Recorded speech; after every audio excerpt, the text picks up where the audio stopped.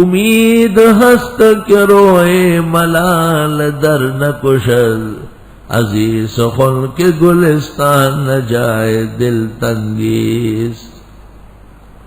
شیخ Saadi نے جب گلستان لکھی، بادشاہ وقت کو خط لکھا اور کہا میں نے ایسی کتاب لکھی تیرا دل ہمیشہ خوش رہے گا۔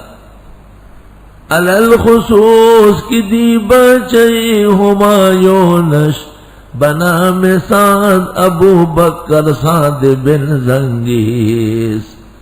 خاص کر میں نے اپنے مسلمان بادشاہ اور ان کے کارناموں کا ذکر کیا تو کیسے اکتائیں گے اس سے، جب ایک بادشاہ اسلام کے ذکر سے گلستان چمک رہی ہے تو اللہ بزرگ و برتر کی عظمت اور الوہیت کے کرشموں سے قرآن کا کیا حال ہوگا۔ کتاب انزل الیک فلا یکن فی صدرک حرج منہ، اس میں اشارہ ہے کہ قرآن کریم غم اور ہم کو دور کرتا ہے۔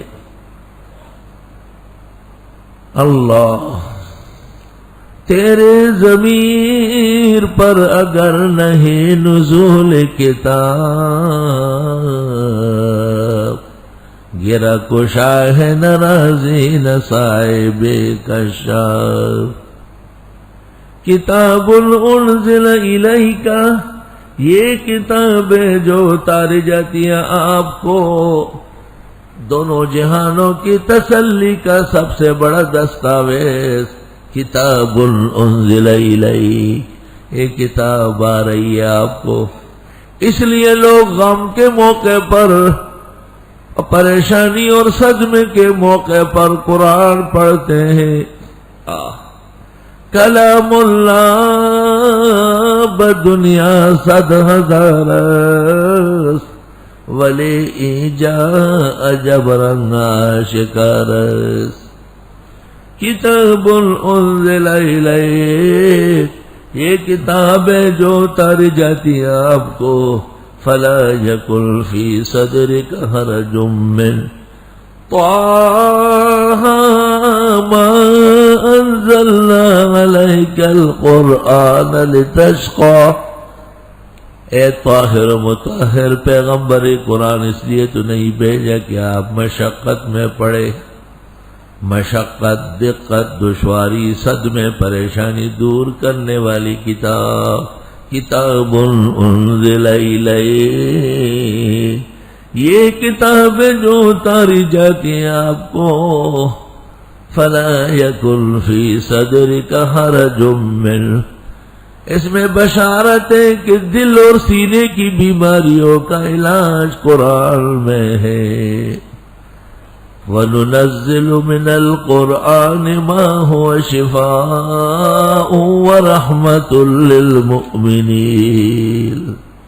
کتاب انزل الیک، یہ کتاب ہے جو اتاری جاتی ہے آپ کو، فلا یکن فی صدرک حرج منہ، پس نہ رہے آپ کے سینے میں تنگی اس کی وجہ سے، لتنذر بہ، تاکہ ڈرائے آپ اس سے، وذکریٰ للمؤمنین، اور یہ پند و نصیحت ہے مسلمانوں کے لیے، اس لیے فرماتے ہیں کہ مسلمان کے لیے رحمت ہے۔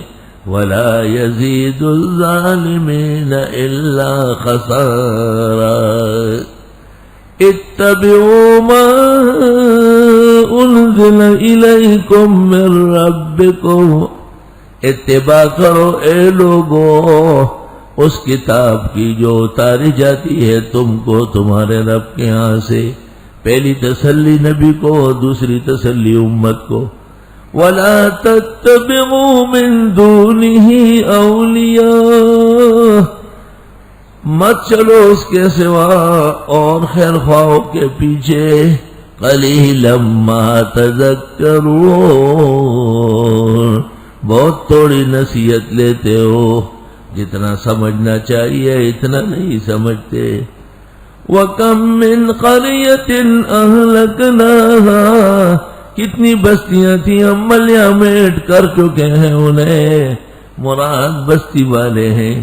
فجاءها بأسنا بیاتا، آ گیا ان پر ہمارا عذاب رات کو، او ہم قائلون، یا وہ دن میں قیلولہ کرتے تھے۔ دو اوقات غفلت کے، ایک تو راتیں اور دوسرا دن دوپہر جب لوگ سو رہے ہو۔ اللہ کا عذاب ایسے وقت آتا ہے جب مخلوق عبادت سے غافل ہو۔ فجاءها بأسنا بیاتا، پس آ گیا ان پر ہمارا عذاب رات و رات، او ہم قائلون، یا وہ قیلولہ کر رہے تھے۔ قال یقیلو کے معنی دوپہر کو سونا۔ عام حالات میں سنت نماز ظہر سے پہلے، مگر جمعے کے دن نماز جمعے کے بعد آرام سنت۔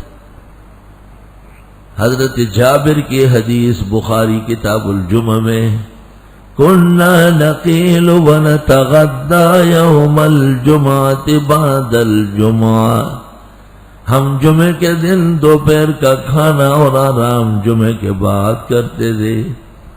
قیلولہ یعنی تھوڑا سا آرام کرنا، یہ نہیں کہ طالب علموں کی طرح کہ سورہ ایک دفعہ جب سو گئے تو ایسا جیسے رات گزار دیں، تو قیلولہ سنت ہے، اور دن میں کیسورہ آرام ہے، کیسورہ کثرت سے۔